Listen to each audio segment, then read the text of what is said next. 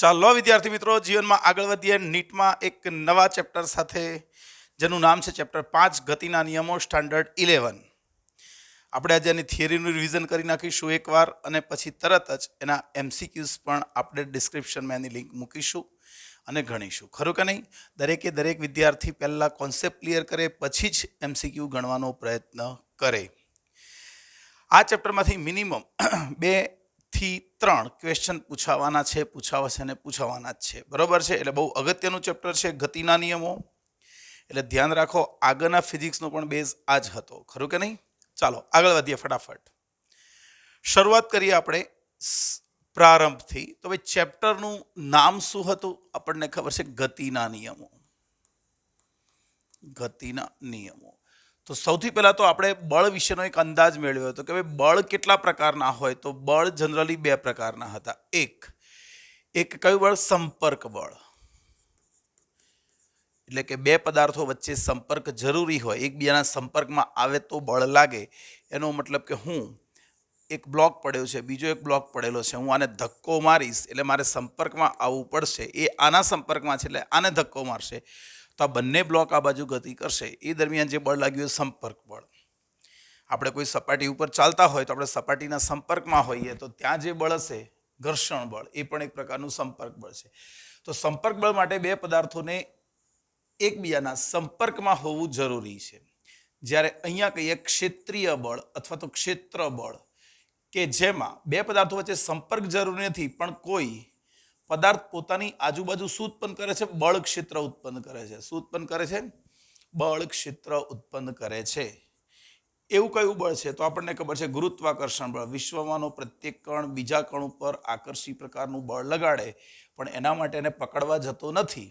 ગુરુત્વાકર્ષી બળ તો દૂર હશે તો પણ લાગશે. બીજું છે વિદ્યુત બળ. કયું બળ છે?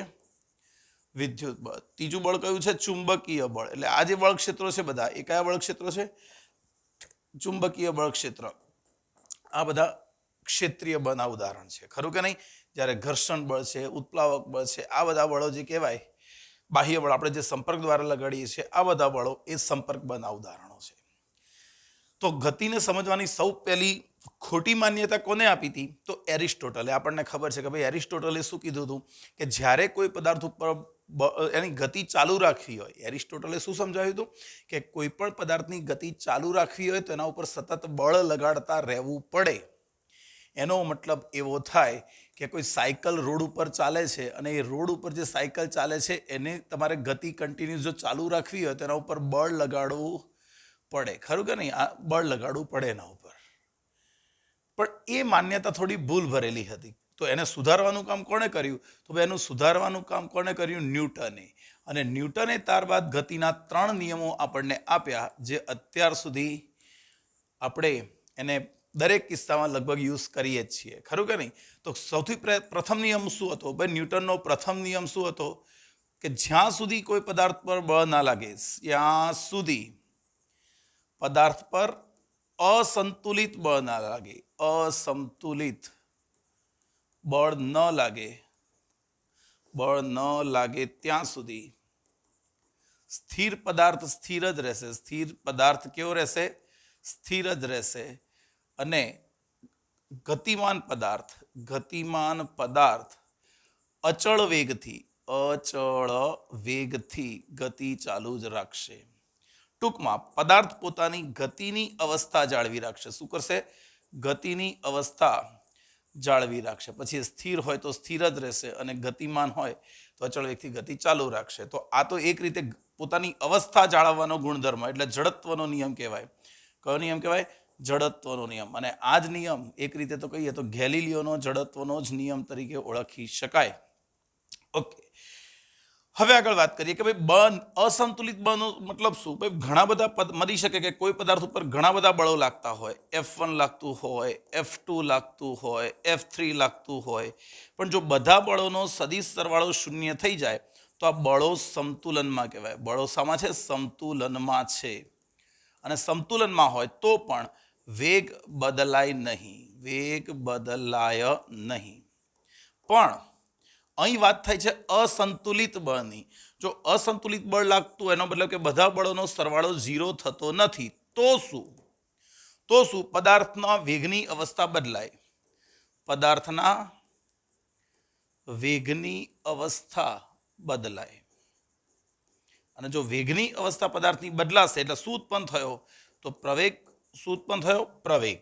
તો યાદ રાખો કે ન્યૂટનનો ગતિનો પ્રથમ નિયમ તમને બળની વ્યાખ્યા આપે છે કે જો બળ ન લાગે તો શું થાય અને બળ લાગે તો શું થાય. જો શું થાય, ન લાગે તો પદાર્થ પોતાની ગતિની અવસ્થા જાળવી રાખશે, અને જો લાગશે અસંતુલિત બળ તો પદાર્થની ગતિની અવસ્થા વેગ બદલાશે. વેગ બદલાશે તો પ્રવેગ ઉત્પન્ન થયો. એટલે એક રીતે કહેવું હોય તો કહેવાય કે ભાઈ ન્યૂટનનો ગતિનો પ્રથમ નિયમ એ બળની વ્યાખ્યા આપે છે કે બળ એક એવું કારણ છે કે જેના કારણે પદાર્થમાં શું ઉત્પન્ન થાય છે, પ્રવેગ ઉત્પન્ન થાય છે. ખરું? પણ પહેલા નિયમની એક મર્યાદા એ છે કે બળની વ્યાખ્યા આપે છે, કેટલું બળ લાગશે. ખરું? એની વ્યાખ્યા, એની માહિતી આપણને પહેલા નિયમથી મળતી નથી. તો એના માટે આપણે જવાનું છે કયા નિયમ ઉપર, બીજા નિયમ. તો ન્યૂટનનો ગતિનો બીજો નિયમ બહુ અગત્યનો, ધ્યાન રાખજો. ન્યૂટનનો ગતિનો બીજો નિયમ શું કે પદાર્થના વેગમાનના ફેરફારનો સમય દર, પદાર્થના વેગમાનનો ફેરફારનો સમય દર બરાબર પદાર્થ પર લાગતું બાહ્ય બળ. પદાર્થના વેગમાનના ફેરફારનો સમય દર એ તેના પર લાગતા બાહ્ય બળ જેટલો હોય. અને જો તમે દિશા કહી દો તો દિશા પણ સેમ જ હોય. એટલે મેં અહીંયા તીર માર્યું, લખ્યું નથી. તો માની લઈએ કે ડેલ્ટા ટી સમયમાં પદાર્થનું વેગમાન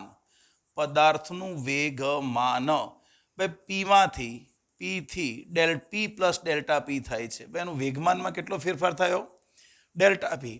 માટે ડેલ્ટા ટી સમયમાં વેગમાનનો ફેરફાર કેટલો થયો, વેગમાનનો ફેરફાર ડેલ્ટા પી થયો. માટે જો બળ કેવું હોય, બળ, તો બળની વ્યાખ્યા પ્રમાણે એફ બરાબર, પણ હું અહીંયા થોડુંક સુધારીને લખીશ, અહીંયા એવરેજ લખીશ, સરેરાશ.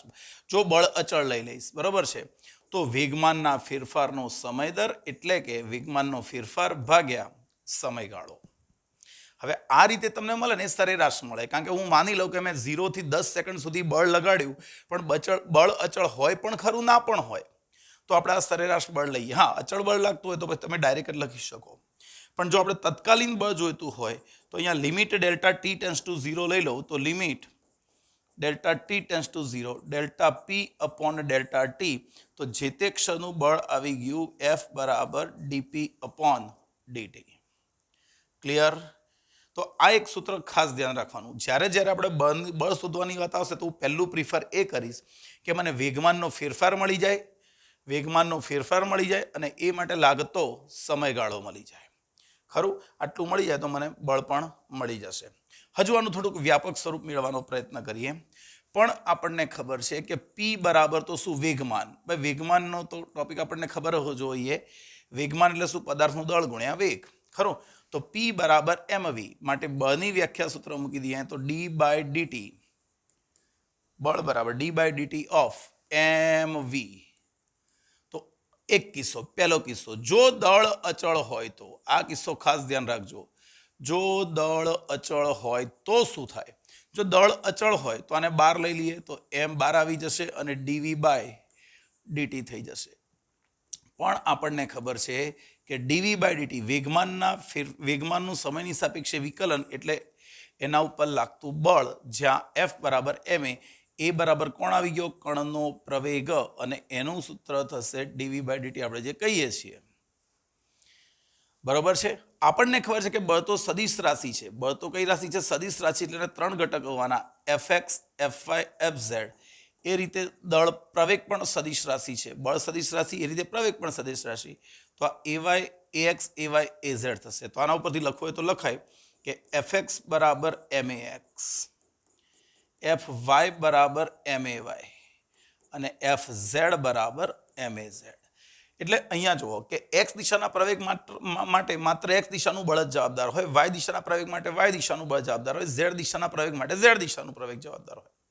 હવે એવું બની શકે કે માની લો કે કોઈ પદાર્થ ઉપર વાય દિશામાં બળ ના લાગતું હોય, ઝેડ દિશામાં બળ ના લાગતું હોય, માત્ર એક્સ દિશામાં બળ લાગતું હોય તો એનો પ્રવેગ પણ માત્ર એક્સ દિશામાં જ મળે. વાય દિશાનો અને ઝેડ દિશાનો પ્રવેગ કેટલો હશે? 0.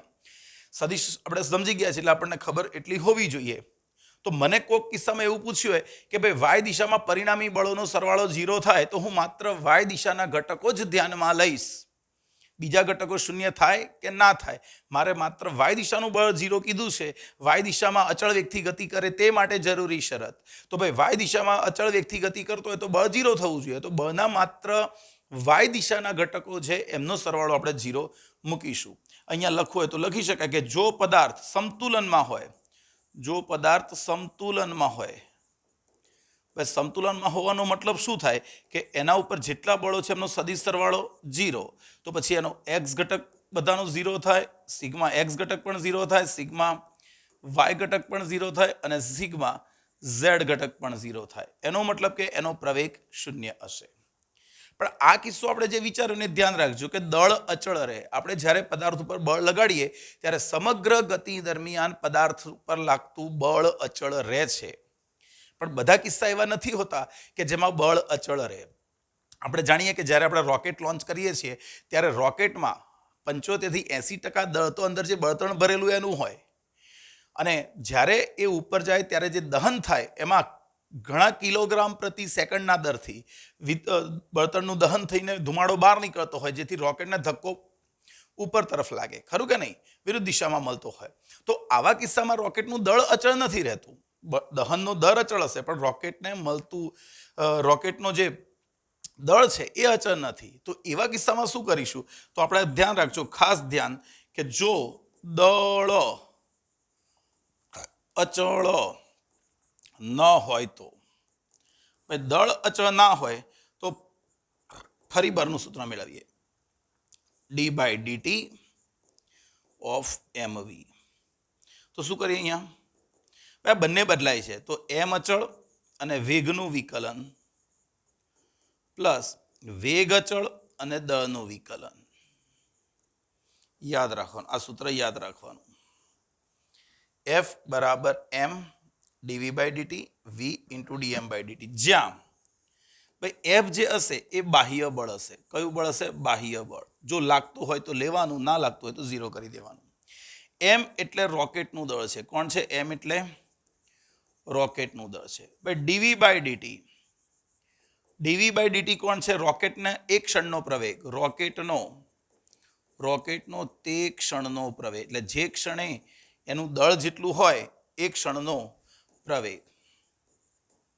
પછી કોણ છે? v. ભાઈ તે ક્ષણની ઝડપ, તે ક્ષણની ઝડપ. જો ઝડપ અચળ રહેતી હોય તો શું કરીશું એ પછી વિચારીશું. અને dm/dt, ભાઈ dm/dt એ બળતણના દહનનો દર, બળતણના દહનનો દર. ક્લિયર થયું? પાકો? ચાલો 1 મિનિટ આને સેવ કરી દેવા દો મને, આને સેવ કરી દેવા દો. બરોબર છે, કાલે લાઈટ ગઈ હતી એટલે ખોવાઈ ગયું હતું બધું. ઓકે ચાલો, બરોબર છે, આગળ વધીએ. તો આ ન્યૂટનનો બીજો નિયમ છે જે આપણને સેકન્ડ નિયમ છે, બરોબર છે, જે આપણને આવડવો જ જોઈએ. અચળ દળ હોય તો કોઈ પ્રશ્ન જ નથી, અને જો બદલાતું હોય દળ તો આપણે આ રીતે વિકલન કરીને લઈ શકીએ. આવા દાખલા ક્યાં હશે? કે જ્યારે રોકેટના એમસીક્યુઝ આવશે. કોઈ કન્વેયર બેલ્ટ હોય એના ઉપર રેતી પડતી હશે, કશામાં પાણી પડતું હશે અને ગતિ કરતું હશે, તો એ સંજોગોમાં દળ વધઘટ થતી હોય અને આપણે વેગ અચળ રાખવો હોય તો કેટલું બળ લગાડવું પડશે. આવા બધા એમસીક્યુ પૂછાઈ શકે છે એમાં, ખરું? નેક્સ્ટ ચાલો, ત્રીજો નિયમ તો સૌથી વધારે એપ્લિકેબલ નિયમ છે. કયો? ન્યૂટનનો ત્રીજો નિયમ. ત્રીજો નિયમ છે ને એ ખાલી બળ માટે જ છે, હા, દરેક વસ્તુ માટે નથી. કે ભાઈ આઘાતી બળ બરાબર પ્રત્યાઘાતી બળ. એટલે આપણે એવું બોલવું હોય તો બોલાય કે વિશ્વમાંનો પ્રત્યેક કણ બીજા કણ પર જેટલું બળ લગાડે છે, બીજો કણ પણ એના ઉપર એટલું જ બળ વિરુદ્ધ દિશામાં લગાડે. સાદી ભાષામાં આઘાત અને પ્રત્યાઘાત સમાન મૂલ્યના, પણ એમની દિશા કેવી હશે? તો પરસ્પર વિરુદ્ધ દિશાના હશે. કેવા હશે? પરસ્પર વિરુદ્ધ દિશાના હશે.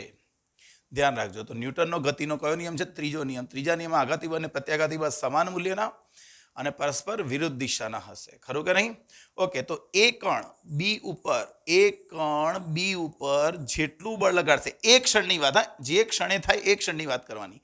તો એ કણ બી ઉપર આમ બળ લગાડશે. સપોઝ આકર્ષણ બળ પકડીને ચાલીએ તો બી પર એ વડે લાગતું બળ આ દિશામાં હશે, તો એ વડે બી પર લાગતું બળ આ દિશામાં હશે. તો અહીંયા મારથી કહેવું હોય તો કહેવાય કે એફ એ બી સદિશ બરાબર માઇનસ એફ બી એ સદિશ. મૂલ્ય સરખા હશે પણ બંનેની દિશા પરસ્પર વિરુદ્ધ હશે. તો ત્રીજો નિયમ દર્શાવે છે કે વિશ્વમાં એકલા બળનું અસ્તિત્વ નથી. એકલા બળનું અસ્તિત્વ નથી. યાદ રાખો, સજીવ સૃષ્ટિ જ્યારે જન્મે ત્યારે એકલી જન્મે ને એકલી મરે. પણ બળ જે છે એ એકલા ઉત્પન્ન નથી થતા, એક સાથે બે બળ ઉત્પન્ન થાય. એક સાથે બે બળ ઉત્પન્ન થાય. હું એક તાલી વગાડું તો એક હાથથી બીજા ઉપર બળ લગાડું તો બે બળ લાગ્યા, જમણા હાથ વડે ડાબા હાથ ઉપર અને ડાબા હાથ વડે જમણા હાથ ઉપર, એટલે બે બળો ઉત્પન્ન થયા, આઘાતી અને પ્રત્યાઘાતી. સમાન મૂલ્યના પરસ્પર વિરુદ્ધ દિશાના હશે. પણ ધ્યાન રાખવાનું કે પદાર્થની ગતિની ચર્ચા કરતી વખતે તેના પર લાગતા બળો ધ્યાનમાં લેવા,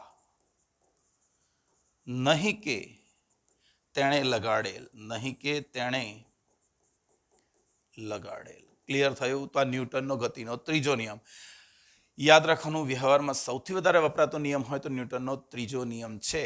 તો એના ઉપરથી એક અગત્યનું પરિણામ મળે છે, જે છે રેખીય વેગમાન સંરક્ષણનો નિયમ. કયો નિયમ?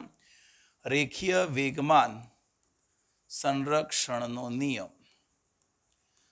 તો ભાઈ આ જે નિયમ છે એ મૂળભૂત અને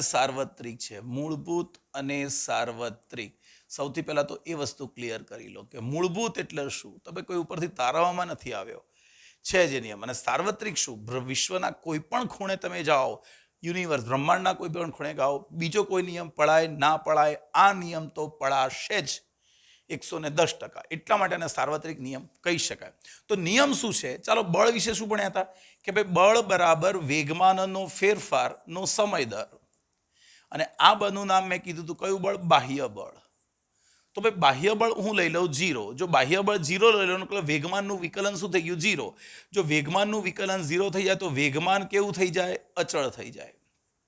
વેગમાન કેવું થઈ જાય? અચળ થઈ જાય. તો આપણે અહીંયા લખવું હોય તો લખી શકાય કે જો તંત્ર પરનું બાહ્ય બળ 0 તો તેનું વેગમાન કેવું રહેશે? તો કહે છે અચળ રહેશે. આને રેખીય વેગમાન સંરક્ષણનો નિયમ કહી શકાય. ખરું? આનો અર્થ એ ભાઈ તંત્રનું વેગમાન અચળ, પણ તેનો અર્થ એવો નથી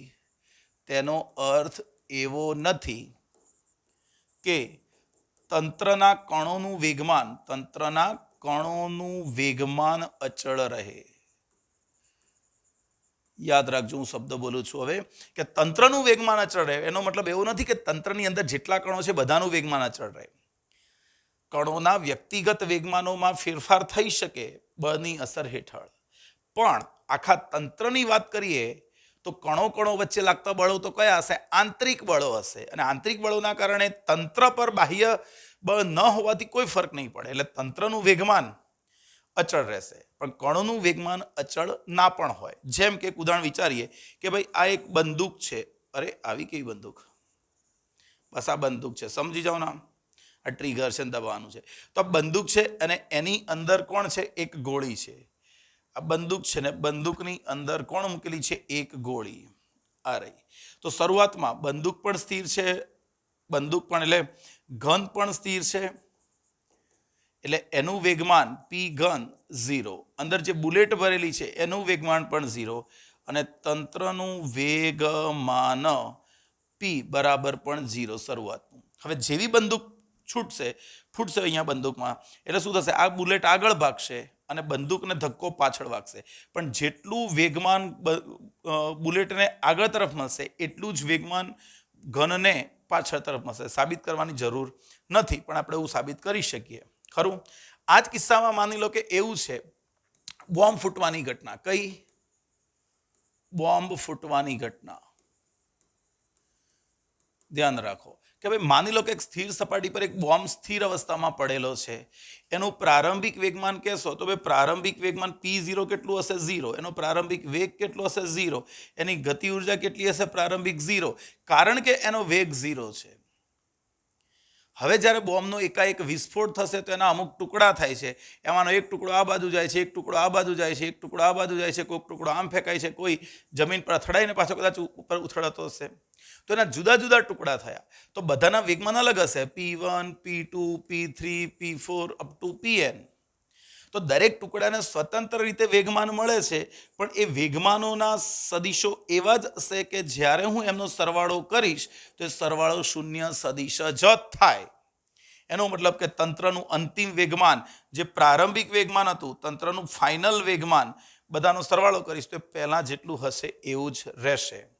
વળી આપણે એવું વિચારી શકીએ કે અહીંયા જો વેગમાનમાં ફેરફાર ના થાય એટલે તંત્રનો પ્રવેગ કેટલો હશે? 0 હશે.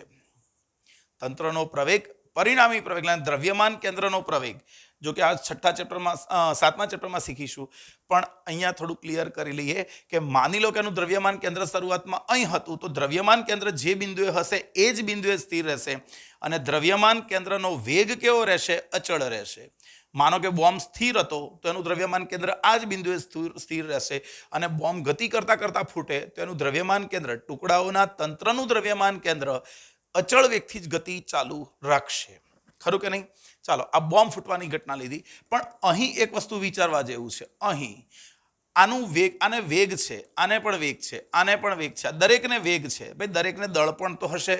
તો બધાની ગતિ ઉર્જાનો સરવાળો કરવા જાઉં, k1 બરાબર 1/2 m1 v1 square plus 1/2 m2 v2 square plus dash dash dash 1/2 mn vn છે. તો આ ગતિ ઉર્જાનો સરવાળો 0 નહીં થાય. ફાઇનલ ગતિ ઉર્જા 0 નહીં થાય તો અંતિમ શરૂઆતની ગતિ ઉર્જા તો 0 હતી ઇનિશિયલ, તો ફાઇનલ 0 નથી. તો અહીં સમજવાનું, આપણે જે ભણી રહ્યા છીએ વેગમાન સંરક્ષણનો નિયમ છે, ગતિ ઉર્જા સંરક્ષણનો નથી. અહીંયા હશે કે જ્યારે ગતિ ઉર્જા ઉત્પન્ન થઈ, પણ કોના ભોગે થઈ એ વિચારો. તો આ જે ઉત્પન્ન થઈ એ કોના ભોગે? તો બોમ્બની આંતરિક ઉર્જાના ભોગે ઉત્પન્ન થઈ હશે. બોમ્બની આંતરિક ઉર્જા. હવે આંતરિક ઉર્જા આવી ક્યાંથી? તો આપણને ખબર છે કે બોમ્બ જ્યારે બનેલો હશે, આખો બોમ્બ હશે, ત્યારે એના ટુકડાઓ વગેરે એકબીજા સાથે જટિલ બંધારણથી બંધાયેલા હશે, જેમના બંધોમાં કેમિસ્ટ્રીમાં ભણ્યા છો તમે કે બંધ બનાવવા માટે ઉર્જાની જરૂર પડે. તો એ ઉર્જા સાથે, રાસાયણિક ઉર્જા સાથે એ જકડાયેલા હશે એકબીજા સાથે. જ્યારે બોમ્બ ફૂટે, બંધ તૂટે ત્યારે ઉર્જા છૂટે. એટલે એ છૂટેલી ઉર્જા ગતિ ઉર્જા છે, પ્રકાશ ઉર્જા છે, ધ્વનિ ઉર્જા છે, બરાબર છે, વગેરેમાં ઉષ્મા ઉર્જા છે, વગેરેમાં એ ઉત્પન્ન થશે. તો આ વેગમાન સંરક્ષણનો નિયમ આપણે ભણ્યા અને બોમ્બ ફૂટવાની ઘટના અગત્યની. એમાં પણ એક ચોખવટ કરી દઈએ કે માની લો કે કોઈક બોમ્બ છે અને એના 2 ટુકડા થાય. એક ટુકડો આમ જતો હોય તો કમ્પલસરી બીજા ટુકડાને આમ જ જવું પડે. જો 2 ટુકડા થાય તો કેમ? કારણ કે ભાઈ વેગમાન સ્થિર બોમ્બની વાત ચાલે છે. જો સ્થિર બોમ્બ ફૂટે તો એના 2 ટુકડા થાય તો બંને પરસ્પર વિરુદ્ધ જ જાય. કારણ કે જો 2 ટુકડા થાય તો વેગમાનનો ફેરફાર થવા માટે p1 પ્લસ p2 બરાબર 0, તો p1 બરાબર માઇનસ p2, તો બંને વચ્ચેનો ખૂણો 180 ડિગ્રી જ હોય. માનો કે 3 ટુકડા થાય છે, તો કોઈ આમ જતો હોય તો આ બેનું પરિણામી કદાચ આમ હોય.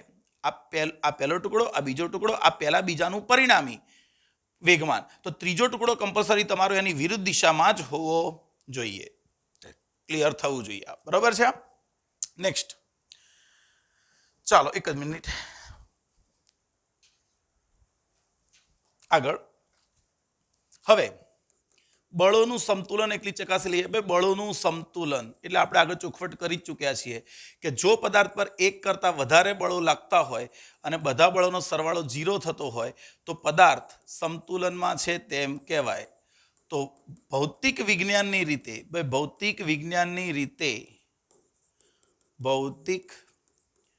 વિજ્ઞાનની દ્રષ્ટિએ પ્રવેગ રહિત બધી સ્થિતિ સમાન છે. એનો મતલબ એવો થાય કે કોઈ પદાર્થ સ્થિર હોય કે અચળ વેગવાળી અવસ્થા હોય, અચળ વેગવાળી અવસ્થા હોય આ બંને સરખી જ હશે. આ બંને અવસ્થાઓ સેમ હોય. જો પદાર્થ સ્થિર હોય કે અચળ વેગથી ગતિ કરતો હોય, બંને અવસ્થાઓ કેવી હશે? સેમ જ ગણાય ભૌતિક વિજ્ઞાનની દ્રષ્ટિએ, કારણ કે નથી પદાર્થ પર કોઈ બળ લાગતું, નથી પદાર્થ કોઈ પણ બળ લગાડતો. હવે માની લો કે ઘણા બધા બળો લાગે છે. એક બળ લાગે છે, બીજું આ પદાર્થ ઉપર એક લાગે, બીજું લાગે, ત્રીજું લાગે, ચોથું લાગે. તો જેટલા પણ બળો લાગતા હોય આપણે સદિશમાં ભણી ચૂક્યા છો. તમે વારાફરતી એકબીજા ઉપર મૂકતા જશો, એક બળ, બીજું બળ, ત્રીજું બળ, આ રીતે. તો આ બધાનો અંતિમ બંધ આકૃતિ રચી દેશે, અને બંધ આકૃતિ રચી દેશે તો આ બળો સમતુલનમાં છે એમ જ કહેવાય. ખરું? તો જેટલા બળના સદિશો છે બધાને ટેલ ટુ હેડ ગોઠવતા જઈએ અને અંતિમમાં બંધ આકૃતિ રચાય તો બધા બળો એકબીજાના સંતુલનમાં છે તેમ કહેવાય. એટલે ધ્યાન રાખજો. હું એવું કહું કે ભાઈ એક પદાર્થ ઉપર 5 બળો લાગે છે અને 5 બળો એક પંચકોણ રચે છે. એક પંચકોણ રચે છે તો પદાર્થનો વેગ, તો હું કહીશ પદાર્થનો વેગ અચળ રહે. ખરું? ભલે 5 બળો લાગે છે પણ એ પંચકોણ રચે. પંચકોણ એ બંધ આકૃતિ છે. ખરું કે નહીં? તો એ પદાર્થ ઉપરનું પરિણામી બળ 0 થઈ જશે, અને 0 થઈ જશે તો વેગ અચળ રહેશે અને પ્રવેગ શૂન્ય હશે. ખરું?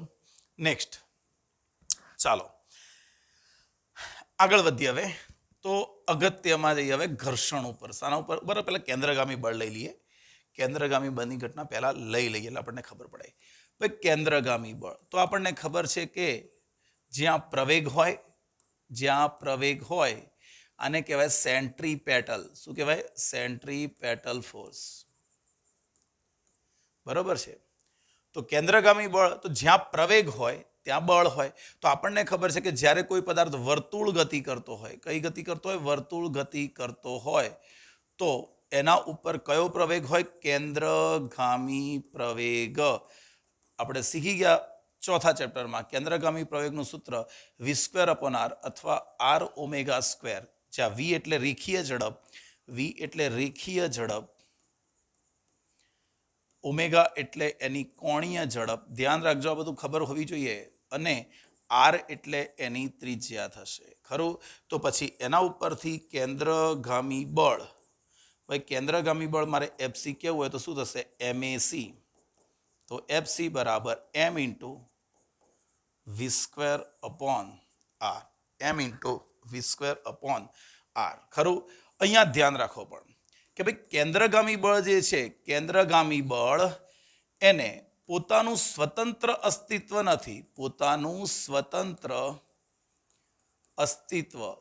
નથી. ભાઈ યાદ રાખો, જો હું કોઈ પદાર્થ ઉપર બાહ્ય બળ લગાડીશ તો મેં લગાડ્યું બળનું અસ્તિત્વ છે, ગુરુત્વાકર્ષણનું અસ્તિત્વ છે, વિદ્યુતનું અસ્તિત્વ છે. પણ કેન્દ્રગામી બળનું પોતાનું કોઈ સ્વતંત્ર અસ્તિત્વ નથી. જુદા જુદા બળો દ્વારા પૂરું પડાય. એટલે જુદા જુદા બળો કેન્દ્રગામી બળ પૂરું પાડે. શું કરે? કેન્દ્રગામી બળ પૂરું પાડે. જેમ કે હું એવું કહું કે સૂર્ય છે, આ સૂર્ય, અને એની આજુબાજુ ગ્રહો ફરે છે, તો ગ્રહને જરૂરી કેન્દ્રગામી બળ કોણ પૂરું પાડશે? ગુરુત્વાકર્ષણ બળ. કયું બળ પડશે? ગુરુત્વાકર્ષણ બળ. ખરું? 2, કોઈ માની લો કે પ્રોટોન છે. આ પ્રોટોન છે ન્યુક્લિયસમાં, એની આજુબાજુ ઇલેક્ટ્રોન ભ્રમણ કરે છે, તો ઇલેક્ટ્રોનને જરૂર કેન્દ્રગામી બળ કોણ પૂરું પાડશે? વિદ્યુત બળ પૂરું પાડશે. ખરું? માની લો કે કોઈ દોરી બાંધી અને પથ્થરને આપણે ગોળ ગોળ ફેરવીએ છીએ તો અહીંયા જે દોરીનું તણાવ બળ છે એ એને કેન્દ્રગામી બળ પૂરું પાડશે. 4, વળાંકવાળો કોઈ રસ્તો છે, વળાંકવાળા રસ્તા પર, ભાઈ વળાંકવાળો રસ્તો એ વર્તુળ ગતિ જ કહેવાય. તો તમે એના ઉપર જ્યારે વળાંક લેવા જશો તો તમારે જે કેન્દ્રગામી બળની જરૂર પડશે એ તમને કોના દ્વારા પૂરું પડાય? ઘર્ષણ બળ. જો ઘર્ષણ બળ ના હોય તો તમે વળાંક ના લઈ શકો. જે ગતિની દિશા હતી એ દિશામાં આગળ ફેંકાઈ જશો. ખરું કે નહીં? એટલે યાદ રાખો કે કેન્દ્રગામી બળને પોતાનું સ્વતંત્ર અસ્તિત્વ નથી. જુદા જુદા બળો એ કેન્દ્રગામી બળ પૂરું પાડે. પણ આપણે જ્યારે અઝડત્વીય નિર્દેશ ફ્રેમ શીખીશું, કઈ? અઝડત્વીય નિર્દેશ ફ્રેમ હમણાં આગળ આવશે ત્યારે ધ્યાન રાખજો કે હું તમને કહીશ કે કેન્દ્રગામી બળ આમ છે કેન્દ્રગામી બળ, પણ આભાસી રીતે એ જ બળ એની વિરુદ્ધ દિશામાં નિર્દેશ ફ્રેમ ઉપર લાગતું કેન્દ્રગામી બળ હોય. નિર્દેશ ફ્રેમ પર કેવી નિર્દેશ ફ્રેમ? અઝડત્વીય કોને કહેવાય? પ્રવેગિત નિર્દેશ ફ્રેમ. તો પ્રવેગિત નિર્દેશ ફ્રેમમાં નિર્દેશ ફ્રેમનો આ કેન્દ્રગામી પ્રવેગ v²/r હશે અથવા જે પણ પ્રવેગ હશે એમાં રહેલા પદાર્થ ઉપર એટલો આભાસી પ્રવેગ એની વિરુદ્ધ દિશામાં મળશે, એવું આપણે હમણાં સમજીશું. બરોબર છે. એટલે આભાસી રીતે આ જ બળ અત્યારે ભલે કેન્દ્રગામી લખીએ છીએ પણ એને કેન્દ્ર ત્યાગી બળ તરીકે પણ લઈ શકાય. અને કેન્દ્ર ત્યાગી આપણે ક્યારે હમણાં આવશે ત્યારે હું તમને સમજાવીશ. ખરું. નેક્સ્ટ ચાલો હવે 1 મિનિટ સેવ કરી દઈએ. ફરીવાર સેવ કરી દઈએ. જો ભાઈ જતું રહે તો પછી લો છો, એના કરતાં બેટર છે કે સેવ કરી દઈએ. ચાલો આગળ. ઘર્ષણ બળ. ભાઈ ઘર્ષણ બળ સમજવા માટે આપણે સમજીએ કે શું છે કોલ્ડ વેલ્ડિંગ. પહેલા સમજીએ કોલ્ડ વેલ્ડિંગ કોને કહેવાય. તો આપણને ખબર છે કે જ્યારે બે સપાટીઓ એકબીજાના સંપર્કમાં આવે અને જો તેમની વચ્ચે સાપેક્ષ ગતિ થવાની હોય, કઈ ગતિ ધ્યાન રાખજો, સાપેક્ષ ગતિ ને અવરોધે છે. ઘર્ષણ બળ કોને અવરોધે છે? સાપેક્ષ ગતિને. સાપેક્ષ ગતિનો વિચાર કરો કે ભાઈ જો ઘર્ષણ ના હોત તો શું થાત, એવી વિચારધારા અસર હેઠળ આપણે જે ગતિ વિચારીશું એ આપણી સાપેક્ષ ગતિ તરીકે વિચારીએ. બરાબર છે. બરાબર. અનુમાનિત ગતિ એક રીતે કહી શકાય. અને એ ગતિને ઘર્ષણ અવરોધ. એટલે યાદ રાખો, ઘર્ષણ બળ પદાર્થની ગતિને નથી અવરોધતું. બરાબર છે. પણ એ પદાર્થની કલ્પિત ગતિને, એટલે આપણે જે વિચારેલી છે ઘર્ષણની ગેરહાજરીમાં શું થાત, એ ગતિને અવરોધે છે. તો કોલ્ડ વેલ્ડિંગ, ઘર્ષણ ઉત્પન્ન થવાનું મેઇન કારણ છે કોલ્ડ વેલ્ડિંગ. આપણે બે લોખંડના સળિયા એકબીજા સાથે ચોંટાડી અને તારામંડળ સરકાઈને ચોંટાડી દઈએ છીએ, અહીંયા જે વેલ્ડિંગ કરી નાખીએ છીએ એને પરમનન્ટ વેલ્ડિંગ કહેવાય. કોલ્ડ વેલ્ડિંગ કોને કહેવાય? તો આપણે કોઈ પણ બે સપાટીઓ લઈએ અને બે સપાટીઓને ગમે તેટલી લીસી પણ એમાં થોડા ખાડા ખરબચડા અને ટેકડાવાળા ભાગ હોવાના જ. એટલે એક સપાટી એવી છે કે જે આવી સંપૂર્ણ લીસી નથી, એ સપાટી આવી થોડી ખાડા ખરબચડાવાળી છે. અને સેમ એવી એક બીજી સપાટી પણ છે. બીજી સપાટી પણ જે આ ભાગ છે ખાડા ખરબચડાવાળો છે. એટલે આ પદાર્થ જ્યારે આના ઉપર મૂકી દેવામાં આવે ત્યારે એકના ખાડાવાળા ભાગો બીજાના ટેકરાવાળા ભાગોની અંદર બેસી જશે. અને આના કારણે શું થઈ જશે? એકના કેવા ભાગો ટેકરાવાળા ભાગો બીજાના ખાડાવાળા ભાગોની અંદર બેસી જશે. આ રીતે. હવે તમે આ પદાર્થને આ રીતે ઉઠાવવાનો ટ્રાય કરશો, તો ઘર્ષણ ના ઉત્પન્ન થાય. કેમ? કારણ કે તમે આમ ઉઠાવો છો તો એને કોઈ ગતિને અવરોધતું નથી. પણ જ્યારે તમે બે પદાર્થની સપાટીને સમાંતર ગતિ કરાવવાની કોશિશ કરશો, તો પેલા ખાડા ટેકરાવાળા ભાગો એકબીજામાં બેસી ગયા છે, એ એકબીજાની ગતિને અવરોધશે. અને એના કારણે જે બળ ઉત્પન્ન થયું એ ઘર્ષણ બળ. કયું બળ ઉત્પન્ન થયું? ઘર્ષણ બળ. એટલે તમે જો આને આમ ધક્કો મારવાની કોશિશ કરશો તો ઘર્ષણ બળ એની વિરુદ્ધ દિશામાં લાગશે. ક્લિયર થઈ ગયું? તો આ પદાર્થનું કયું બળ વિચાર્યું આપણે? ઘર્ષણ બળ. ચાલો આગળ વિચારીએ. તો કોલ્ડ વેલ્ડિંગ એટલે શું એ આપણને ખબર પડવી જોઈએ. તો ઘર્ષણના પ્રકારો કયા છે? તો ભાઈ ઘર્ષણનો સૌથી પહેલો પ્રકાર છે સ્થિત ઘર્ષણ બળ. કયું બળ? સ્થિત ઘર્ષણ બળ. આપણે આગળ ભણી ગયા કે કોઈ પદાર્થ ગતિ ન કરતો હોય તો એના ઉપર બધા બળોનો સરવાળો બરાબર 0. તો માની લો કે ખરબચડી સપાટી છે, એના ઉપર મેં એક પદાર્થ મૂકેલો છે અને આ પદાર્થ ઉપર લાગતા બળોમાંથી પહેલું બળ હશે એનું વજન બળ mg અને બીજું સપાટી વડે લાગતું લંબ બળ, જે હમણાં આપણે ચર્ચા કરવાના છીએ, આ દિશામાં લાગતું હશે. હવે જો તમે પદાર્થને બળ લગાડવાની કોશિશ કરશો તો આ પદાર્થ ઉપર કઈ દિશામાં બળ લાગવું જોઈએ? માની લો કે આપણે વિચારીએ કે બીજું કોઈ બળ લાગતું જ નથી. જો ના લાગતું હોય તો જે દિશામાં બળ લાગે છે એ દિશામાં પદાર્થની ગતિ થવી જોઈએ. ખરું. પણ પદાર્થની ગતિ તો થતી નથી. એનો મતલબ કે કોઈ બળ એવું હોવું જોઈએ કે જે આના જેટલું અને એની વિરુદ્ધ દિશામાં લાગે છે. આ વિરુદ્ધ દિશામાં લાગતું સપાટીઓ વચ્ચે સમાંતર રીતે લાગતું બળ એ જ આપણું સ્થિત ઘર્ષણ બળ. ખરું. તો માની લો કે શરૂઆતમાં આ બળ 10 ન્યૂટન હતું અને ખસતો નથી, તો આ બળ પણ 10 ન્યૂટન જ હશે. પછી મેં બળ વધાર્યું, 20 ન્યૂટન કર્યું, છતાં પણ હજુ પદાર્થ હલતો નથી. એનો મતલબ ઘર્ષણે પણ પોતાનું મૂલ્ય વધાર્યું. કોઈ કે ના સર ઘર્ષણ 10 જ રહે, પેલું 20, તો પછી પદાર્થ ખસવો જોઈએ કારણ કે પરિણામી બળ પેલી બાજુ લાગે. પણ નથી ખસતો તો શું થયું કે તમે બળ વધાર્યું તો ઘર્ષણે પણ પોતાનું બળ વધાર્યું. એટલે તમે આમ કરતા માનો કે 100 ન્યૂટન સુધી બળ લગાડો છો અને હજુ પણ તમારો પદાર્થ ખસતો નથી, તો ઘર્ષણ બળ પણ 100 ન્યૂટન સુધી વધ્યું. પણ તમે હવે થોડું પણ બળ લગાડશો થોડું પણ વધારે એટલે પદાર્થ ગતિ કરશે, પદાર્થ ગતિ કરશે. એનો મતલબ જો અહીં સુધી પદાર્થ પર લાગતા ઘર્ષણ બળનું મૂલ્ય વધતું ગયું, તો ઘર્ષણ બળ જેમ જેમ બાહ્ય બળ વધે છે અને પદાર્થ હલે નહીં, તો એનો મતલબ એવો થાય કે પદાર્થ પણ પોતાના બળનું મૂલ્ય વધારે છે. અને સેલ્ફ એડજસ્ટેબલ ફોર્સ કહેવાય. શું કહેવાય? Self adjustable force. એટલે ઘર્ષણ બળ એક સેલ્ફ એડજસ્ટિંગ ફોર્સ છે, સ્થિત ઘર્ષણ બળ, કે તમે જેમ જેમ બળ વધારશો ઘર્ષણ પણ વધારશે. પણ આવું છેક સુધી નહીં. ક્યાં સુધી? આપણે અહીંયા કીધું એ પ્રમાણે કે 100 ન્યૂટન સુધી જેવું થયું, 100 ન્યૂટન સુધી જેવું થયું. તો 100 ન્યૂટને આવીને ઘર્ષણ બળ હવે નહીં વધે, તો આ 100 ન્યૂટન આગળની જે વેલ્યુ છે એનું એફએસ મેક્સ કહેવાય. એને કહેવાય મહત્તમ ઘર્ષણ બળ, મહત્તમ સ્થિત ઘર્ષણ બળ, અથવા એને સીમાંત ઘર્ષણ બળ પણ કહેવાય. શું કહેવાય? સીમાનો અંત આવી ગયો એટલે સીમાંત ઘર્ષણ બળ. એને આપણે કહીશું એફએસ મેક્સ. શું કહીશું? એફએસ મેક્સ કહીશું. રાઈટ? શું કહીશું ને? એફએસ મેક્સ તરીકે કહીશું. ઓકે, તો આ સીમાંત ઘર્ષણ બળ છે. તો સીમાંત ઘર્ષણ બળ કોના ઉપર આધાર રાખે છે?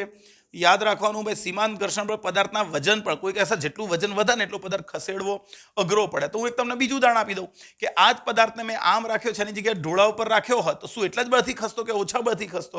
ઓછા બળથી ખસતો. તો ઢોળા ઉપર રાખવાથી શું એનું વજન ઘટી ગયું? ના. કયું બળ ઘટી ગયું એ હમણાં ભણીએ. તો એ ચલે છે એનું લંબ બળ. તો પ્રયોગો દર્શાવે છે કે પદાર્થ પર લાગતું ઘર્ષણ બળ કોના ઉપર આધાર રાખે છે? એના મહત્તમ સ્થિત ઘર્ષણ બળ ઉપર આધાર રાખે. અને જો અહીંયા ચલન દૂર લંબ બળ ઉપર આધાર રાખે, મહત્તમ સ્થિત ઘર્ષણ બળ એના લંબ બળ પર આધાર રાખે. અને જો ચલન દૂર કરીશું તો અહીંયા કોણ આવશે? અચળાંક. અને અચળાંકને આપણે કહી દઈશું કોણ?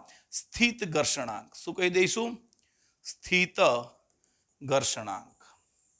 યાદ રાખો. બરાબર છે? ચાલો, આપણા મગજમાં આટલું ક્લિયર હોવું જોઈએ. આ ઘર્ષણાંકનો એકમ શું? અલા ભાઈ, એ તો બળ ભાગ્યા બળ છે. આ પણ બળ નીચે લઈ આવશો તો ઘર્ષણાંકને એકમ ના હોય તો M0 L0 T0. હા, એનો આધાર કોના ઉપર રહેલો છે? ભાઈ, આધાર એનો સપાટીના પ્રકાર ઉપર, સપાટીના પ્રકાર અને સપાટીના દ્રવ્ય ઉપર રહેલો છે. સપાટી કેવી છે? લીસી છે, ખરબચડી છે? દ્રવ્ય કેવું છે? લોખંડ છે, લાકડું છે, રબર છે? કયા પ્રકારે ઘર્ષણ લાગે? એટલે અલગ અલગ હશે. ખરું? તો આ થયું આપણું સ્થિત ઘર્ષણ બળ. નેક્સ્ટ સેમ વસ્તુ આપણે વિચારી શકીએ. કોણ? તો ભાઈ, આ તો સ્થિત ઘર્ષણની વાત હતી, પણ હવે વાત આવે છે ગતિક ઘર્ષણ બળ. ભાઈ, ગતિક ઘર્ષણ બળ શું છે? તો માની લો કે આપણે આ પદાર્થ સ્થિર હતો અને એકવાર એના ઉપર બળ લગાડ્યું એફ. કોના કરતા વધારે લગાડ્યું? ભાઈ, એ બળ એના એફએસ મેક્સ કરતા વધારે બળ લગાડી દીધું.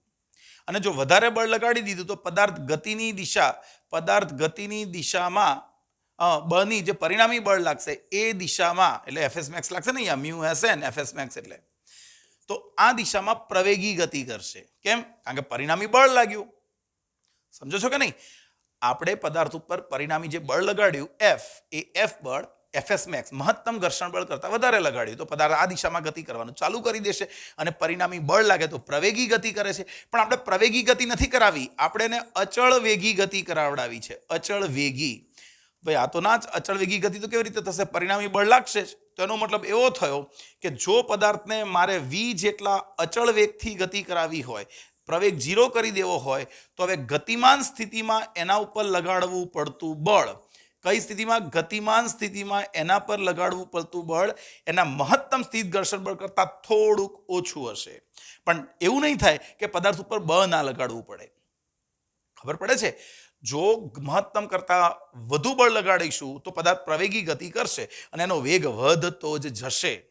પણ મારે એકવાર ગતિ કરી લીધી, પછી મારે એને અચળ વેગથી ગતિ કરાવી છે, તો પછી આ તો પ્રવેગી ગતિ કરશે કારણ કે પરિણામી બળ લાગે છે. તો મારે અચળ વેગથી ગતિ કરાવી હોય તો બળ થોડું ઘટાડી નાખવું પડે. એનો મતલબ એવો થયો કે જ્યારે ગતિમાન સ્થિતિમાં છે ત્યારે એના ઉપર જે ઘર્ષણ બળ લાગે એ મહત્તમ સ્થિત ઘર્ષણ બળ કરતાં થોડુંક ઓછું હશે. પણ છતાં પણ જો હું બળ લગાડવાનું બંધ કરી દઈશ તો પદાર્થ આગળ જઈને તો ઊભો જ રહેશે. એનો મતલબ કે ગતિમાન સ્થિતિમાં પણ એના ઉપર કંઈક ગતિક ઘર્ષણ બળ લાગે છે.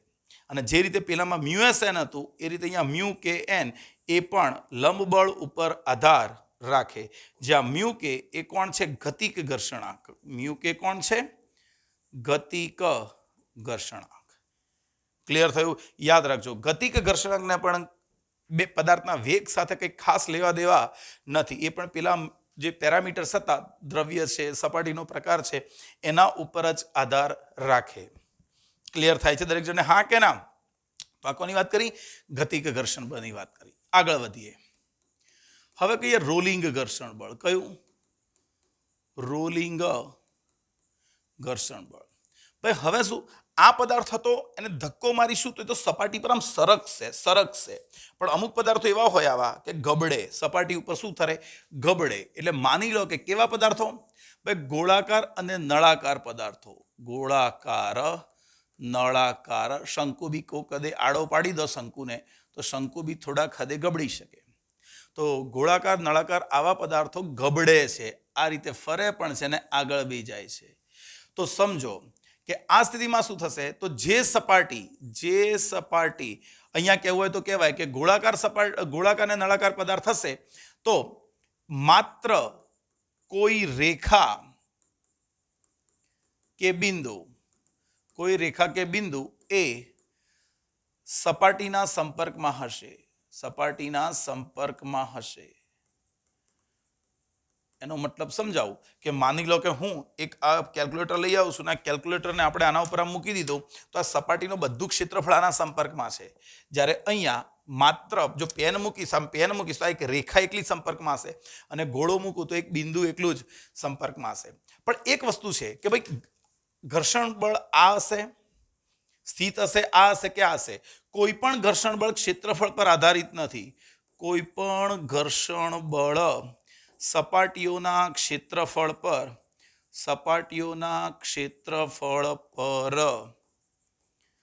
આધારિત નથી. યાદ રાખજો, સપાટીના ક્ષેત્રફળ જરી પણ આધારિત નથી. એનું ઉદાહરણ તમને આપી દઉં. હું એવું કહું કે આ પેન છે, આ પેનને હું એક ઢોળાવાળી સપાટી પર આમ સરખાવું, આમ, અને એકવાર આમ ગબડાવું. આ પેન તો ભાઈ પેન જ્યારે કોઈ સપાટી ઉપર મૂકીશ તો એનો ખાલી એક લાઈન જેટલો જ ભાગ સંપર્કમાં હશે.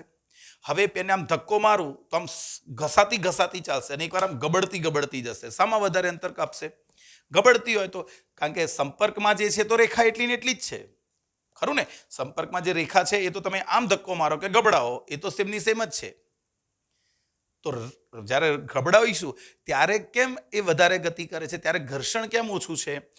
તો ઓકે, સંપર્ક તો એક વસ્તુ તો ક્લિયર થઈ ગયો, ભાઈ સપાટીના ક્ષેત્રફળ પર આધારિત નથી.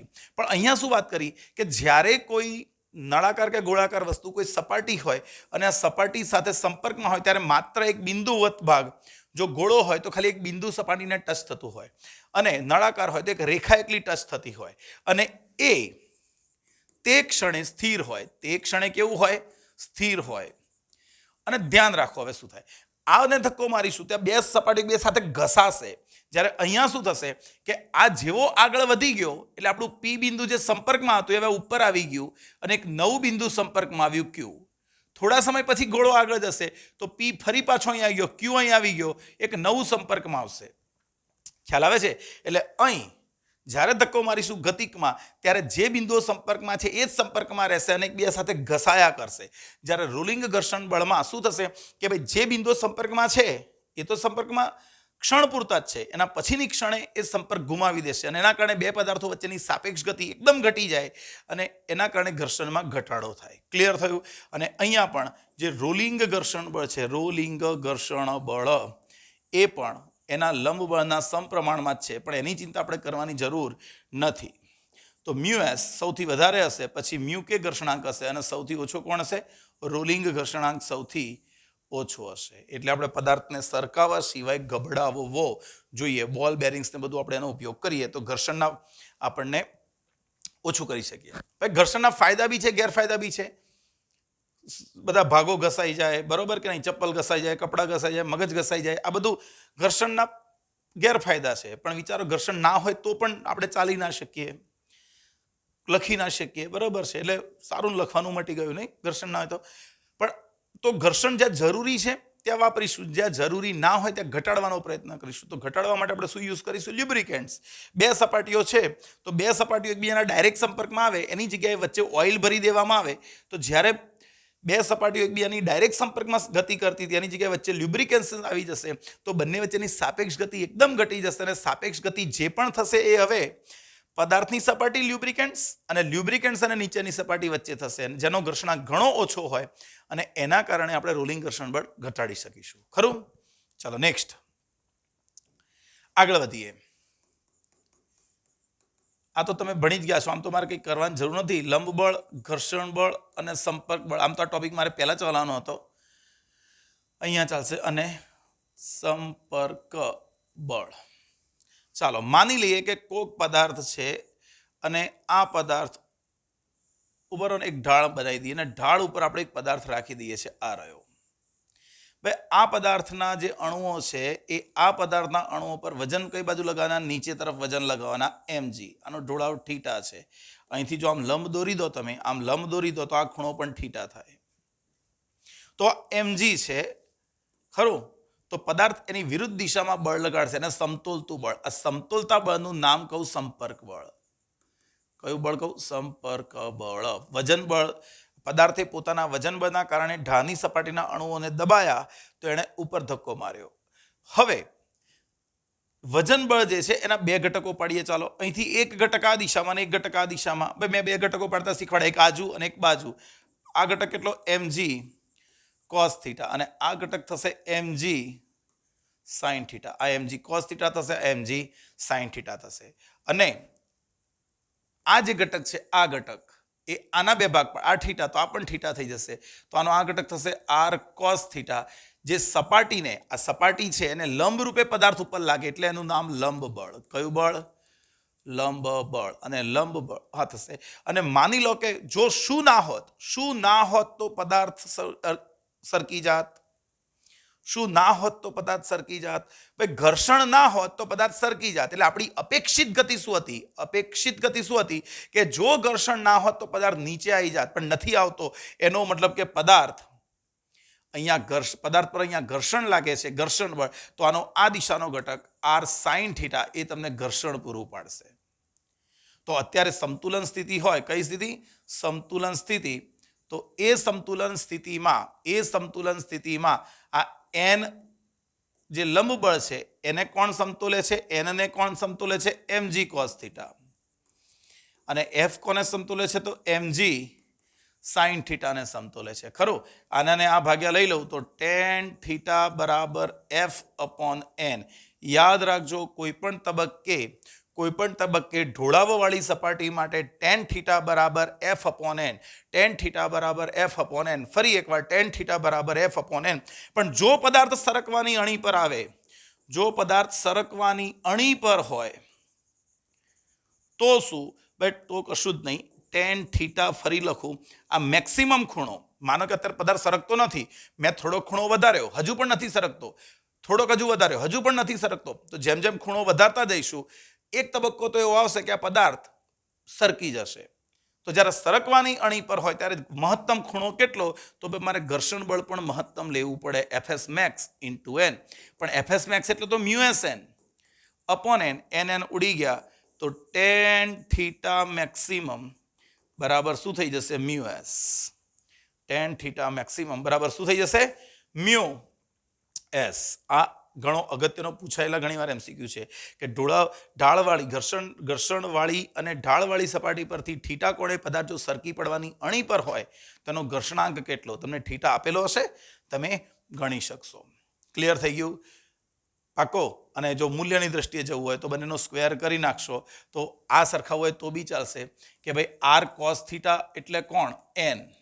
અને r sin થીટા એટલે કોણ? તો આપણે કીધું f. તો f² પ્લસ n² કરશો તો તમને r² મળી જાય.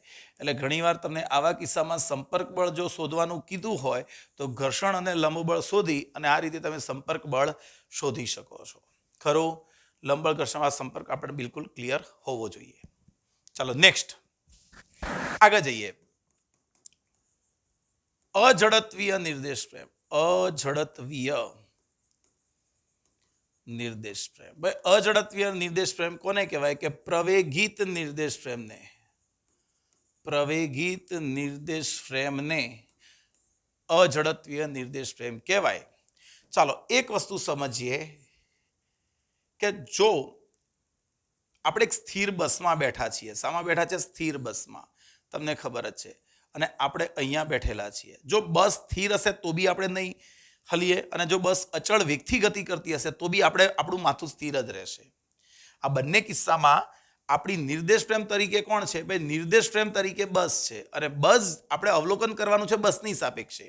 આ તમારી આગળવાળી જે શીટ છે એ તમને અવલોકન કરે છે એવું પકડીને ચાલો. આગળવાળી શીટ તમને અવલોકન કરે છે તમારું, એ રીતે વિચારો, બરાબર છે. હવે શું થાય છે? જો અચળ વેગથી ગતિ કરતા હશો તો તમારા અને એ સીટ વચ્ચેનું અંતર એનું એ જ રહેશે. તમારા અને સીટ વચ્ચેનું અંતર એનું એ જ રહેશે. એટલે તમે સ્થિર હશો તો બસ આ જે સીટ છે એના ઉપરથી અવલોકન લેવાય તો તમે પણ સ્થિર જ દેખાશો, ખરું? પછી બસ અચળ વેગથી ગતિ કરતી હોય કે સ્થિર હોય. પણ માનો કે સડનલી બસ એકાએક એક્સલરેટર આપે છે. બસ એકાએક એક્સલરેટર આપે તો તમે કઈ બાજુ ધક્કો વાગશો? આમ પાછળ ધક્કો વાગશે તમને. જેવો પાછળ ધક્કો વાગ્યો એટલે તમને આમ પાછળ જતા રહેશો આમ. એટલે આગળવાળી બસની સાપેક્ષે, આગળવાળી સીટની સાપેક્ષે તમે ગતિ કરી. ભાઈ અહીંયા ચોખ્ખું બળ તો કંઈ લાગ્યું જ નથી. બળ કોના ઉપર લાગ્યું? બસ ઉપર લાગ્યું, નિર્દેશ ફ્રેમ પર લાગ્યું. બળ કોના ઉપર લાગ્યું? નિર્દેશ ફ્રેમ પર લાગ્યું. તમારા ઉપર તો બળ ક્યાં લાગ્યું? છતાં પણ તમે નિર્દેશ ફ્રેમની સાપેક્ષે ગતિમાં આવ્યા. એ એટલા માટે આવ્યા કે તમે તો, તમારા ઉપર બળ લાગ્યું નથી, એટલે તમે પોતાની ગતિની અવસ્થા જાળવી રાખશો. તમે પોતાની ગતિની અવસ્થા જાળવી રાખશો. જ્યારે જેના ઉપર બળ લાગ્યું એટલે બસ પોતાની ગતિની અવસ્થા બદલશે તો હું આમ ધક્કો મારીશ, બળ ખેંચાશે તો પાછળ ધક્કો વાગશે, ખરું કે નહીં? તો યાદ રાખો, નિર્દેશ ફ્રેમની બહાર ઉભેલો કોઈ માણસ હોય, નિર્દેશ ફ્રેમની બહાર ઉભેલો માણસ હોય તો એના માટે તો બળ આના ઉપર જ લાગશે, તમે તો સ્થિર જ રહેશો એના માટે. પણ અત્યારે વાત થઈ રહી છે નિર્દેશ ફ્રેમની સાપેક્ષે, બસની સાપેક્ષે વાત થઈ રહી છે. તો બહાર કોઈ ઉભેલા માણસ માટે તો બસ પણ ન્યૂટનના ગતિના નિયમોનું પાલન કરશે, તમે પણ કરવાના છો. પણ બસની અંદર બેઠેલો કોઈ સીટ, આપણે સીટની વાત કરી કે સીટની સાપેક્ષે અવલોકન લઈશું તો સીટ શું વિચારશે? માની લો કે સીટને મગજ છે તો સીટ શું વિચારશે? અલા, બળ તો મારા ઉપર લાગ્યું, આના ઉપર તો લાગ્યું નથી, તો કેમ ગતિ કરે છે આ? ખ્યાલ આવ્યો? તો આવો જે કિસ્સો છે એમાં અઝડપીય નિર્દેશ ફ્રેમમાં, અઝડપીય નિર્દેશ ફ્રેમમાં નિર્દેશ ફ્રેમની નિર્દેશ ફ્રેમ પર લાગતા બની વિરુદ્ધ દિશામાં તેમાં રહેલા પદાર્થ પર બળ લાગે છે. આ બળને આભાસી બળ કહેવાય. કયું બળ કહેવાય? આભાસી બળ કહે છે. પણ કોની સાપેક્ષે? આ જે પણ વાત થઈ એ નિર્દેશ ફ્રેમની સાપેક્ષે, નિર્દેશ ફ્રેમ પર લાગતા બળની વિરુદ્ધ દિશામાં, પણ જે બળ લાગ્યું બહાર ઉભેલા માણસની સાપેક્ષે નહીં, નિર્દેશ ફ્રેમની સાપેક્ષે. માટે જો નિર્દેશ ફ્રેમનો પ્રવેગ એ હોય તો તેમાં રહેલા પદાર્થને આભાસી પ્રવેગ એ વિરુદ્ધ દિશામાં આપવો પડે. એટલે જોવાનું કઈ છે. હું એવું કહું કે માની લો કે એક દોરી છે, આ દોરડું છે, અને આ દોરડાથી આપણે પકડી રાખ્યું છે અહીંયાથી, અને અહીં એક પદાર્થ બાંધેલો છે. તો કોઈ લટકાઈ રાખ્યો હોય તો પદાર્થનું વજન કેટલું? mg. લટકાઈ રાખ્યો હોય તો પદાર્થનું વજન mg, અને દોરીમાં તણાવ બળ કેટલું? t. પણ અત્યારે પ્રવેગ 0 છે, પણ આ જ દોરડાને તમે એ જેટલા પ્રવેગથી ઉપર લઈ જવાની કોશિશ કરશો તો આના ઉપર એક તો બળ લાગ્યું mg, અને આને આભાસી પ્રવેગ કઈ બાજુ મળ્યો? નીચે. તો નીચેનું પરિણામી બળ થઈ ગયું mg + ma. તો આને તણાવ બળ વધી જશે. તો અહીંયા t બરાબર mg હતું, અહીંયા તણાવ બળ થઈ જશે t બરાબર m કૌંસમાં g + a. કારણ કે એનો પરિણામી પ્રવેગ પહેલા g હતો, તમે દોરડાને ઉપર ખેંચ્યું એ પ્રવેગથી, તો પેલાને આભાસી પ્રવેગ નીચે મળશે, તેનું પરિણામી આટલું થઈ જશે. આ જ વસ્તુ વિચારો કે દોરડું ફરી છે, અહીંયા પદાર્થ છે, તમે દોરડાને પકડી અને નીચે એ પ્રવેગથી ઉતારો છો. તો ભાઈ દોરડાને નીચે ઉતારશો તો એનો આભાસી પ્રવેગ ઉપર મળશે, તો એને આભાસી બળ ma ઉપર લાગશે, વજન બળ mg નીચે લાગશે, અને હવે તણાવ બળ કહીએ તો તણાવ બળ શું થઈ જશે? mg - ma. ખરું? કારણ કે અત્યારે દોરડાનો પ્રવેગ કઈ બાજુ છે? નીચે તરફ. તો ઉપર રહેલા અંદર રહેલા પદાર્થને આભાસી પ્રવેગ ઉપર આપી દેવો પડે. આ જ વસ્તુ લિફ્ટ માટે પણ કહી શકો કે લિફ્ટ ઉપર જતી હોય તો એમાં રહેલા માણસને નીચે તરફ પ્રવેગ મળે, લિફ્ટ નીચે જતી હોય તો એમાં રહેલા માણસને ઉપર તરફ પ્રવેગ મળે. એક બસ છે અથવા એક ટ્રેન છે, એક ટ્રેનમાં કોઈ લોલક લટકાયેલું છે. જો ટ્રેન એ પ્રવેગથી આગળ ગતિ કરે તો આને આભાસી પ્રવેગ પાછળ મળે, એટલે બળ થઈ જશે આભાસી આ બાજુ, એમ એ. આવડે કે ના આવડે? તો અજડત્ય નિર્દેશમ એટલે શું એ આપણા મગજમાં પણ બિલકુલ ક્લિયર હોવું જ જોઈએ. પાકો? ચાલો, જીવનમાં ક્યાં વધીએ હવે આગળ. તો આપણે નિર્દેશ પ્રેમનું પણ પતાવી દીધું. હવે મહત્તમ સલામત ઝડપ. વાહનની મહત્તમ સલામત ઝડપ. વાહનની મહત્તમ સલામત ઝડપ વીમેક્સ. પણ ધ્યાન રાખો, સૌથી પહેલી વાત થાય છે એ સમક્ષિતિજ વળાંકવાળા રસ્તા પર. કયા? સમક્ષિતિજ વળાંકવાળા રસ્તા પર. ભાઈ માની લઈએ કે આ કોઈ વળાંકવાળો રસ્તો છે અને વર્તુળ ગતિ કરવી એનો મતલબ એવો નથી કે કોઈ સર્કલ ઉપર જઈ અને રાઉન્ડ માર્યા કરવા. કોઈ વાહન અહીંથી આવતું હોય અને આમ 90 ડિગ્રી ટર્ન લઈને વળી જાય તો આપણે એવું કહી શકીએ કે આટલેથી આટલે સુધી એણે કઈ ગતિ કરી? વર્તુળ ગતિ કરી. હું માની લઉં કે વર્તુળ માર્ગની ત્રિજ્યા આર છે, વાહન માનો કે અહીં છે અને વાહનનું દળ એમ. વાહનનું દળ કેટલું છે? એમ. તો આના ઉપર કયું બળ લાગશે? ભાઈ વર્તુળ ગતિ કરતો હોય, એનો વેગ વી હોય તો એના ઉપર કેન્દ્ર, આમ તો કેન્દ્રગામી પણ આભાસી રીતે કેન્દ્ર ત્યાગી બળ લાગે. અને એ બળ કોના દ્વારા સમતોલાશે? તો એ બળ અહીંયા સપાટી વચ્ચે જે ઘર્ષણ બળ લાગશે એફએસ, એના ઉપર લાગશે. કોઈ કે સર વાહન તો ગતિમાં છે તો તમે ગતિક ઘર્ષણ બળ કેમ ના લીધું? ભાઈ એટલા માટે કે વાહન આ દિશામાં ગતિમાં છે. આમ તો સ્થિર જ કહેવાય, કારણ કે એવું થાય આમ ગતિ કરતું જશે આમ ના, આ દિશામાં જશે આગળ, પણ આ દિશામાં તો એ સ્થિર જ કહેવાય. એટલા માટે મેં સ્થિર ઘર્ષણ લીધો. તો આપણે એક કામ કરીએ, રોડ ઉપર ઊભા રહીને વાહનને પાછળથી જોઈએ. રોડ ઉપર ઊભા રહીને વાહનને પાછળથી જોઈએ. તો આનું પહેલું ટાયર, આ બીજું ટાયર, અને આપણે વળાંક આમ લેવાનો છે, આમ વળાંક લેવાનો છે. તો એ સંજોગોમાં એના ઉપર કેન્દ્ર ત્યાગી બળ કયું લાગ્યું? mv²/r. આમ કયું લાગ્યું? mg. આમ કયું લાગ્યું? લંબ બળ. અને આમ કયું લાગ્યું? ઘર્ષણ બળ. Fs બરાબર μs(n). તો સમતુલન સ્થિતિમાં મારે લખવું હોય, સમતુલન સ્થિતિમાં mv²/r બરાબર μs(n). પણ n બરાબર તો કોને સમતોલશે? mg ને. તો mg, mm નીકળી ગયા. તો v².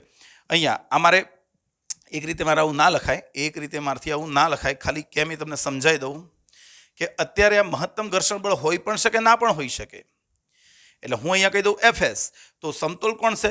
સમતોલાય કોણ? mv²/r ને સમતોલશે કોણ? Fs. અને n કોણ સમતોલશે? mg ને. પણ આપણને ખબર છે કે જો મારે મહત્તમ ઝડપથી વળાંક લેવો હોય, મહત્તમ ઝડપથી લેવો હોય, બરોબર છે, મહત્તમ એટલે હું 10ની સ્પીડથી વળાંક લઉં તો લઈ શકું છું, 20ની ઝડપે લઉં તો લઈ શકું છું, 30ની ઝડપે લઉં તો જસ્ટ લઈ શકું છું. 30થી ઉપર જઈશ તો રોડની બહાર ફેંકાઈ જઈશ આમ. તો 30 km/h એ મારી મહત્તમ સલામત ઝડપ. પણ આ રોડ કેવો છે? આમ સીધો રોડ છે, આમ સીધો વળાંકવાળો. તો પછી મારે ઘર્ષણ પણ Fs મેક્સ લેવું પડે. તો આ સૂત્રમાં આપણે લખવું હોય તો લખાય કે જો વેગનું મૂલ્ય મેક્સિમમ હશે તો ઘર્ષણનું મૂલ્ય પણ મેક્સિમમ હશે, અને એ હશે μs(n). અને n બરાબર બોલે તો mg. mm કાઢી નાખો તો આપણું સૂત્ર થઈ ગયું v મેક્સિમમ બરાબર વર્ગમૂળમાં μsrg. બરાબર છે. આ થઈ ગયું મહત્તમ સલામત ઝડપ, જે વાહનના દળ પર આધારિત નથી. વાહનના દળ ઉપર આધારિત નથી. આટલી વસ્તુ પર આધાર રાખે: ગુરુત્વ પ્રવેગ, ત્રિજ્યા અને એનું ઘર્ષણાંક. ખરું કે નહીં? યાદ રાખવાનું મહત્તમ સલામત ઝડપ. પણ ક્યાં? સમક્ષિતિજ વળાંકવાળો રસ્તો, એટલે રસ્તો આમ આવે છે અને આમ વળે છે, એટલે રસ્તો આમ ઢોળાવવાળો નથી.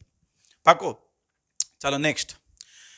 આગળ ભણી ગયા હતા થીટા ઢોળાવવાળા વળાંકવાળા રસ્તા પર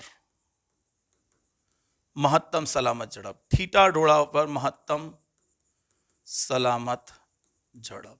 ભાઈ માની લઈએ કે આ એક ઢોળાવ છે, આમ, એટલે રોડ આમ આવતો હોય, રોડ આમ આવતો હોય એટલે અહીંથી આમ ઢોળાવ થાય. તમે હાઈવે ઉપરના રોડ જોયા હશે કે અહીંથી આવો તો આ જમીન અને આ રોડનું પેલું ડામર પાથરે એ, અને જેમ જેમ આવો એટલે ધીમે ધીમે આખું આમ થઈ જશે. આમ વળાંક લેશો ત્યાં ઢોળાવ થશે અને પછી પાછો સીધો થઈ જશે. અહીંથી આમ સીધો થઈ જાય એટલે અહીંયા જ્યાં વળાંક હશે ને ત્યાં ઢોળાવ હશે. બરાબર છે? અત્યારે એની ડિટેલમાં નહીં જઈએ કારણ કે જસ્ટ રિવિઝન છે. તો અહીંયા ભાઈ થીટા ઢોળાવ છે, એના ઉપર એક વાહન આમ વળાંક લે છે. ભાઈ આપણે પેલામાં સમજવું હોય તો સમજી શકીએ કે જો સમક્ષિતિજ વળાંકવાળો રસ્તો હોય, સમક્ષિતિજ વળાંકવાળો, અને ટુ વ્હીલરવાળો હોય તો એને ચિંતાની જરૂર નથી. ટુ વ્હીલરવાળો આમ સીધો સીધો વળાંક નહીં લે, આમ નમીને વળાંક લેશે. ખરું? સમક્ષિતિજ રસ્તા ઉપર મહત્તમ સલામત ઝડપનું સૂત્ર આપણે શું તારવ્યું? વીમેક્સ બરાબર વર્ગમૂળમાં મ્યુએસ આરજી. પણ એ જ રસ્તા ઉપર કોઈ ટુ વ્હીલરવાળાને વધુ ઝડપથી વળાંક લેવો હોય તો લઈ શકાય? લઈ શકાય. કેવી રીતે? એણે શું કરવું પડે? સમક્ષિતિજ સાથે થોડુંક નમી જવું પડે અને નમીને વળાંક લઈ લેવો પડે. નમીને આમ વળાંક લઈ લેવો પડે. તો માની લો કે થીટા કોણે નમતો હોય તો સૂત્ર યાદ રાખી લેજો, v² બરાબર આરજી ટેન થીટા. એને કેટલા કોણે નમવું પડે? માનો કે એને અહીંયા સૂત્ર લખી દાખવું, ટેન થીટા બરાબર v² upon R G.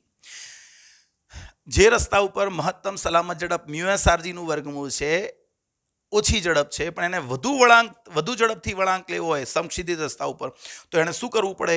v² upon આરજીનું ten theta થાય એક ખૂણો શોધવાનો. એટલા ખૂણે એને આમ વળાંક લેતી વખતે આમ નમી જવું પડે. વળાંક લેતી વખતે આમ નમી જવું પડે તો પણ એ વધુ ઝડપે વળાંક લઈ શકશે. ઓકે, પણ એ કોના માટેની વાત છે? ટુ વ્હીલર માટેની વાત છે. ફોર વ્હીલર હોય તો શું બે ટાયર ઊંચા થઈ જાય? ના, એવું ના થાય. તો પછી આપણે એક કામ કરવું, પણ એવું થવું જરૂરી છે. ટુ વ્હીલરવાળો વળી જશે પણ ફોર વ્હીલરવાળો તો વળી નહીં શકે, આમ નમી નહીં શકે. તો એના બે ટાયર ઊંચા થવા જરૂરી છે. ઓકે, તો એક કામ કરીએ, ટાયર તો ઊંચા નહીં થાય, રોડને એવો નમેલો કરી નાખીએ તો રોડ આખો નમી ગયો આમ થીટા કોણે. તો હવે આના ઉપર લાગતા બળોની ચર્ચા કરો તો પહેલું બળ કોણ? mg. બીજું બળ કોણ? તો કે છે લંબ બળ. આમ વર્તુળ ગતિ થવાની હોય તો એના વર્તુળમાંની ત્રિજ્યા કેટલી? r. તો આ દિશામાં લાગતું બળ કેન્દ્ર ત્યાગી mv² અપોન r. ખરું? ચાલો, આ ખૂણો થીટા તો આ ખૂણો પણ થીટા જ થશે. પાકો? હવે આ જે ઘર્ષણ બળ છે, ભાઈ આ ફેંકાઈ જવાનો તો કઈ બાજુ? આ રોડની સપાટીને સમાંતર વાહન આમ ફેંકાઈ જશે તો ઘર્ષણ બળ કઈ બાજુ લાગશે? નીચે લાગશે. ચાલો ઘટકો પાડીએ તો આ ખૂણો થીટા તો આ ખૂણો પણ થીટા, અને આ ઘટક થશે n cos થીટા. આ ખાલી ભૂસી નાખવાની મારે કોઈ જરૂર નથી. આ n cos થીટા. ઘટકો માટે પેનનો રંગ બદલી કાઢીએ આપણે. ઘટકો માટે પેનનો રંગ બદલી કાઢીએ તો એકદમ ચોખ્ખું દેખાય. તો આ n, તો આ ઘટક કયો થયો? n cos થીટા, અને આ ઘટક કયો થયો? n sin theta. એ રીતે ઘર્ષણ માટે વિચારશો તો આ ઘટક શું થશે ને આ ઘટક શું થશે? જો આ સમાંતર રેખા થઈ, આ થીટા તો આ થીટા થશે, તો આ થશે fs cos થીટા અને આ થશે fs sin થીટા. તો પછી સમતુલન સ્થિતિમાં આ કોને બેલેન્સ કરશે? આ બંનેને બેલેન્સ કરશે. એટલે મારે લખવું હોય તો લખાય કે mv² અપોન r બરાબર n sin theta plus fs cos theta. અને આ કોને બેલેન્સ કરશે? આ બંનેના સરવાળાને. તો આને ઉપર આપી દઉં તો mg બરાબર શું થઈ જશે? n cos theta minus fs sin theta. તો બંનેનો ગુણોત્તર લઈ લો તો v² અપોન rg બરાબર n sin theta plus fs cos theta upon n cos theta minus fs sin theta. આખા સમીકરણને n cos થીટા વડે ભાગી નાખું, n cos થીટા, તો અહીંયા થઈ જશે tan theta plus fs upon n. અહીંયા n cos થીટા એટલે 1 થઈ ગયું, n અને અહીંયા cos થીટા તો fs અપોન n, અને આ થઈ ગયું તમારું tan થીટા. આ તમારે કોઈ પણ સ્પીડ માટેનો જવાબ આવી ગયો. પણ જો મહત્તમ સલામત ઝડપ લેવી હોય Vmax, તો મારે ઘર્ષણ બળ પણ fs max લેવું પડે. તો fs max અપોન એટલે કોણ થઈ જશે? મ્યુએસ. તો અહીંયા રિપ્લેસ કરી દઈએ તો આપણું સૂત્ર v² અપોન rg બરાબર શું થશે? tan theta plus mu s upon 1 minus mu s tan theta. માટે v બરાબર વર્ગમૂળમાં rg mu s plus tan theta upon 1 minus mu s tan theta. Right? આ વળાંકવાળા રસ્તા ઉપર મહત્તમ સલામત ઝડપ. અને હવે ઢોળાવાળા રસ્તા પર મહત્તમ સલામત ઝડપનું સૂત્ર, અને સ્વાભાવિક રીતે આ જે ઝડપ છે મેક્સિમમ એ પેલા કરતાં તો વધારે જ હશે. ઢોળા ઉપર તમે વધુ ઝડપથી વળાંક લઈ શકશો. ઓપ્ટિમમ ઝડપ કોને કહેવાય? તો ઓપ્ટિમમ ઝડપની વાત કરી લઈએ. અહીંયા કઈ ઝડપ છે? ઓપ્ટિમમ ઝડપ. ભાઈ ઓપ્ટિમમ ઝડપ એને કહેવાય, ઓપ્ટિમમ ઝડપ કે જ્યારે ઘર્ષણ બળ લગભગ 0 થઈ ગયું હોય. તમે એટલી ઝડપથી વળાંક લો છો કે ઘર્ષણ બળ લગભગ 0 થઈ જાય તો એને ઓપ્ટિમમ ઝડપ કહેવાય. આ શું લખ્યું છે? Mu s is equal to 0. યાદ રાખજો, ઓપ્ટિમમ ઝડપ એટલે મેં શું લખ્યું છે? જે સમયે ઘર્ષણાંક લગભગ, જે ઝડપ માટે ઘર્ષણાંક અથવા ઘર્ષણ બળ લગભગ 0 થઈ જાય. જો 0 છે તો આ સમીકરણમાં 0 મૂકી દઉં તો આપણું સૂત્ર થઈ જશે ઓપ્ટિમમ ઝડપ માટેનું વર્ગમૂળમાં આરજી tan થીટા. એ તો મેં અહીં પણ તમને સમજાયેલું જ છે. જુઓ છે ને આ ઓપ્ટિમમ ઝડપ. પણ એક વસ્તુ યાદ રાખવાનું કે જો વાહન ઓપ્ટિમમ ઝડપ હશે, v બરાબર v0 હશે, ત્યારે એનું ઘર્ષણ બળ 0 હશે. જો એની સ્પીડ ઓપ્ટિમમ ઝડપ કરતાં વધારે હશે તો એ બહાર ફેંકાઈ જશે, બહાર. અને બહાર ફેંકાઈ જાય તો એનું ઘર્ષણ બળ કઈ બાજુ હશે? નીચે હશે. એનું ઘર્ષણ બળ કઈ બાજુ હશે? નીચે તરફ. ખરું ને? ઓપ્ટિમમ ઝડપે ઘર્ષણ 0, ઓપ્ટિમમ કરતાં વધારે જશો તો બહાર ફેંકાય તો ઘર્ષણ કઈ બાજુ હશે? નીચે. તો અહીંયા v ગ્રેટર દેન v0 તો ઘર્ષણ બળ ઉપર લાગશે. જો v લેસ દેન v0, વેગ ઘણો ઓછો હોય તો પદાર્થ ઢોળાવની સપાટી પરથી આમ નીચે સરકવાની એની વૃત્તિ હોય, અપેક્ષિત ગતિ નીચે તરફ થશે અને એના કારણે આ બાજુ ઘર્ષણ બળ હશે. ખરું? અહીંયા આ ક્યારે હશે? ધ્યાન રાખો, આ મેં ઘર્ષણ બળ, અરે યાર પેલા બરોબર લખ્યું હતું, દિશા બરોબર મેં બતાવી હતી. ઉભા રહેજો. જો અહીંયા ઘર્ષણ બળ આ દિશામાં ક્યારે હશે? fs, જ્યારે v લેસ દેન v0 હશે. ખરું? v લેસ દેન v0 હશે ત્યારે ઘર્ષણ બળ ઉપર તરફ લાગતું હશે, અને v ગ્રેટર દેન v0 હશે ત્યારે ઘર્ષણ બળ નીચે તરફ લાગતું હશે. બરાબર? લગભગ મેં આ જ લખ્યું હતું કદાચ. નજીક છું એટલે વાંચવાનું થોડી એ થઈ, અને લાઇટ પેલું ફોકસ પડે છે એટલે મને થોડુંક દેખાયું નહીં, પણ ચાલશે. લગભગ આ જ સાચું છે. ખરું? તો ધ્યાન રાખો, ઓપ્ટિમમ ઝડપે 0, ઓપ્ટિમમ કરતાં વધુ ઝડપ હોય તો ફેંકાઈ જવાનું હોય તો ઘર્ષણ નીચે લાગે, ઓપ્ટિમમ કરતાં ઓછી ઝડપ હોય તો કઈ બાજુ લાગશે? ઉપર લાગશે. તો આ આપણે ઢોળાવના રસ્તા પર વાહનોની મહત્તમ સલામત ઝડપના સૂત્રો ઉતાર્યા. આના MCQ પણ બહુ જ અગત્યના અક્ષર આવ્યા કરે છે. ક્લિયર? ચાલો નેક્સ્ટ. હવે ધ્યાન રાખો, FBD વાળા diagram, free body MCQs, free body diagram. હવે આ તો જ્યારે આપણે દાખલા ગણીશું ને ત્યારે તમને એપ્લિકેશનમાં જ સમજાવીશ. આ દાખલાની એપ્લિકેશન હોય, કારણ કે આમાંથી કોઈ એવી એપ્લિકેશન નથી પૂછવાની, એના એટલે દાખલા જ પૂછવાના છે, MCQs પૂછવાના છે. એટલે કેવી રીતે એપ્લાય કરવા બધા નિયમો એ આપણે સમજીશું. ખરું? તો અત્યારે આપણે આ ચેપ્ટરમાં આટલું કમ્પ્લીટ રિવિઝન કરી નાખ્યું. આનાથી બહારનો કોઈ MCQ હજુ સુધી પૂછાયો નથી અને પૂછાશે પણ નહીં. એટલે કોન્સેપ્ટ તમારા બિલકુલ ક્લિયર હોવા જ જોઈએ. બરાબર છે? એટલે ઘણું બધું ભણી ગયા આપણે. પહેલો નિયમ, બીજો નિયમ, ત્રીજો નિયમ, રેખીય વેગમાન ભણી ગયા, લંબ બળ, સંપર્ક બળ, ઘર્ષણ બળ ભણ્યા. કોલ્ડ વેલ્ડિંગ એટલે શું એ પણ ભણ્યા, કે ઘર્ષણ બળ ગતિને નથી અવરોધતું, અપેક્ષિત ગતિને અવરોધે. અપેક્ષિત ગતિ કોને કહેવાય? કે જો ઘર્ષણ ના હોત તો શું થાત? તો એવી ગતિને અવરોધે છે. ખરું? અજડત્વ નિર્દેશમાં લાગતું આભાસી બળ વિશે ભણ્યા, મહત્તમ સલામત ઝડપ ભણ્યા. બરાબર છે? સ્થિત ઘર્ષણ બળ, ગતિક ઘર્ષણ બળ, રોલિંગ ઘર્ષણ બળ ભણ્યા. આ દરેક વસ્તુના કોન્સેપ્ટ આપણા મગજમાં ક્લિયર હોવા જોઈએ. પાક્કો? ચાલો મળીએ નેક્સ્ટ લેક્ચરમાં. આના MCQ લઈને મિનિમમ 80-85 MCQ છે, પણ દરેક આપણે ગણીશું. થોડો લેક્ચર લાંબો જશે પણ ઓકે, આપણી પાસે ટાઈમ છે જ. બરાબર ને? ચાલો મળીએ નેક્સ્ટ લેક્ચરમાં. જય શ્રી કૃષ્ણ.